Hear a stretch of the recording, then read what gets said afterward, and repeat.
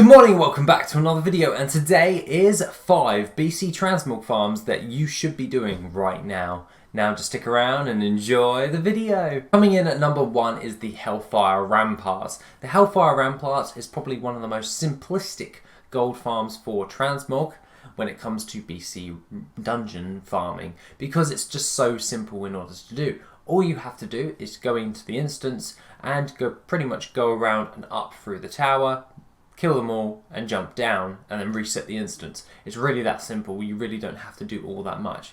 All you really have to do is just gather up the mobs.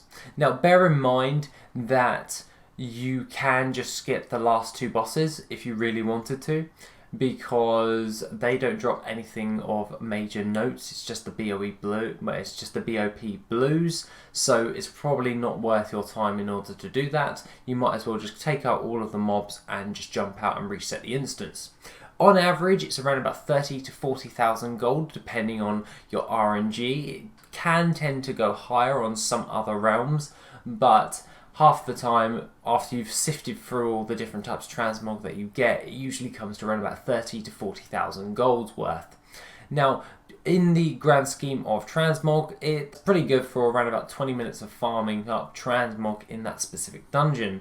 Now, the HELLFIRE Ramparts can be done on heroic as long as you don't kill the bosses. This is kind of hard, so if you aren't confident that you can skip past the bosses, and the first boss in particular, then just do it on normal, or you can just gather them all up and then just burn them down, then go into normals and just like do it once on heroic and then do it once on normal.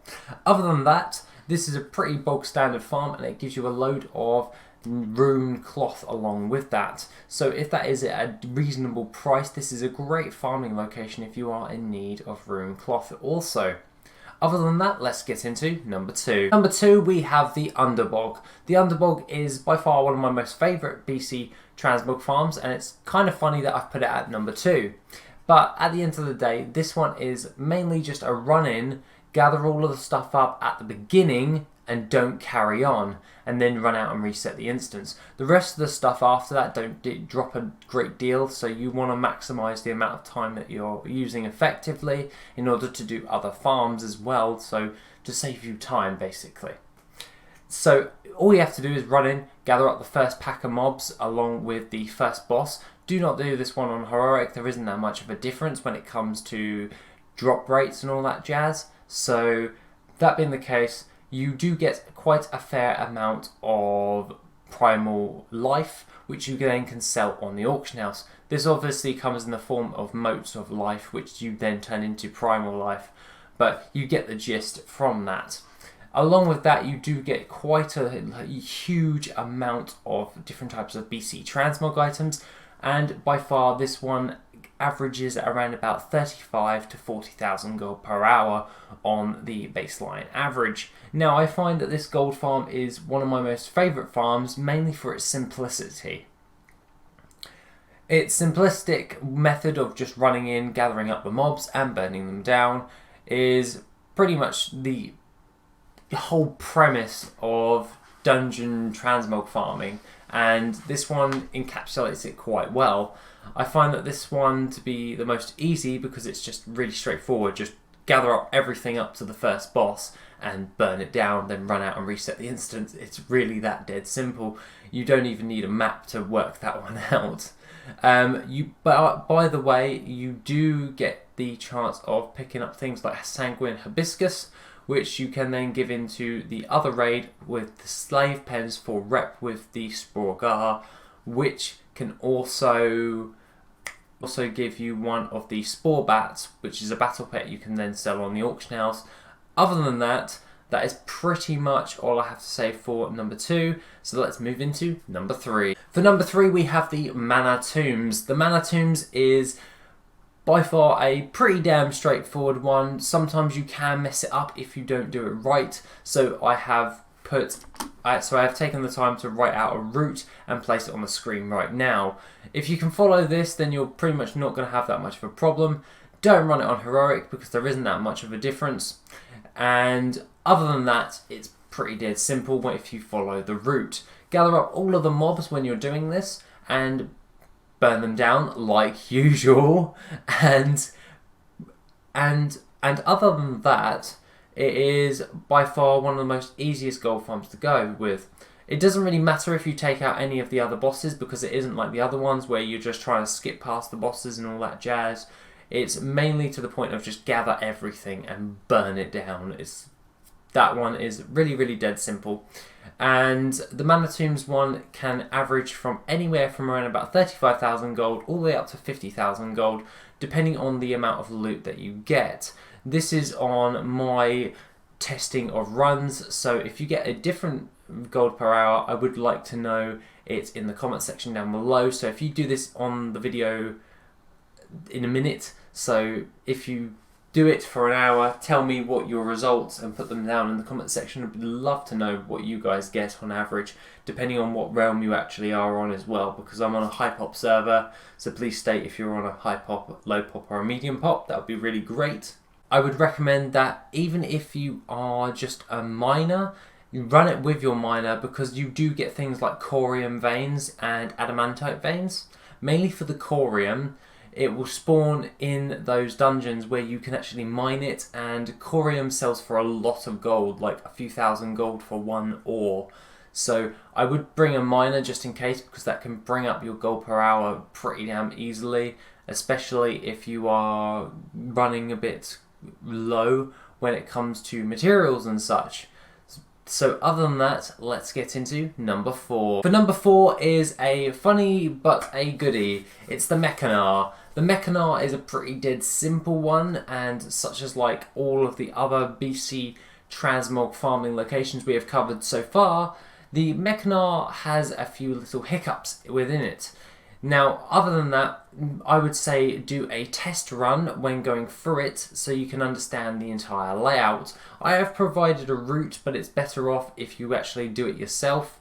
So follow the route, work out what you need to do, and work out what you actually need to do to actually traverse it and get around the certain different types of areas, because there are a lot of little hiccups when it comes to that. When it comes to the bosses in particular, you can kill all of the bosses. I'd recommend taking out the first 2 and then leaving the other ones alone, and then running out and resetting the instance. There is only one thing though, getting back to the beginning again is kind of a little bit difficult. So I would recommend either using a druid for this farm and using Dreamwalk to get in and out of the dungeon, or using the Proving Grounds technique, which you then can do the exact same thing, and you can then reset the instance and go back in.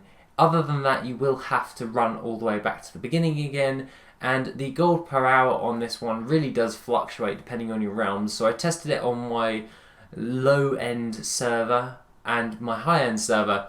I didn't really test it on my medium one because obviously I didn't think of that, let's be honest. And at the end of the day, it came to roughly around about 40,000 gold per hour, just steady 40k.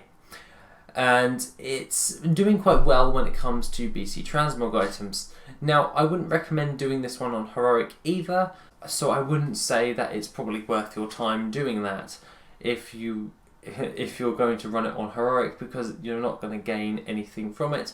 You could probably do it once and then just turn it to normal and do the other 9 runs. But other than that, the MECHANAR is a pretty dead simple one once you actually got the hang of it. Once you've got the hang of the dungeon, you'll be fine. It's doing those first couple of test runs in order to understand how it actually works is going to be a little bit of a tricky one. But at the end of the day, the majority of the loot that you gain from this is actually at a high value for the amount of items that you get. So putting them on the auction house and gaining something from it, these ones tend to sell faster than the other ones that I posted later on the list. So it's a pretty damn good farm if you're wanting to do something a little bit different. So last and finally is the SUNWELL. Now, I do bang on about the SUNWELL quite a bit. I've done quite a few videos about the SUNWELL. That's because the SUNWELL is by far one of the best farming locations for BC Transmog, besides doing like all of the others listed below. I find that this one is the most easiest, mainly because it is just a run in and reset the instance, and it's pretty dead simple. You just run in, round up all of the mobs up to the first boss, burn them down, and you gain a hell of a lot of loot. You also get a lot of the old school gems, which you then can either cut them or you can actually sell those flat on the auction house. Now, I tend to find that those actually sell for a very big amount, and they sell rather fast. This is why I find that this is like by far one of the most funniest raids in order to farm, because it's BC stuff but it sells rather well, and that is mainly because it's used in different professions and all of that jazz. So I find this to be really helpful when it comes to different types of materials that you can get from this, because you do get a wide variety of crafting materials as well as high-end transmog. Now, after 10 runs, you're more than likely to have one massively notable item, and on average is around about 20,000 gold. All around, you're looking at around about 50,000 gold per hour from this actual run, and that being the case, that is brilliant when it comes to BC farming for transmog. So at the end of the day, guys, that is pretty much all I have to say for the SUNWELL, and that's pretty much all I have to say for the list.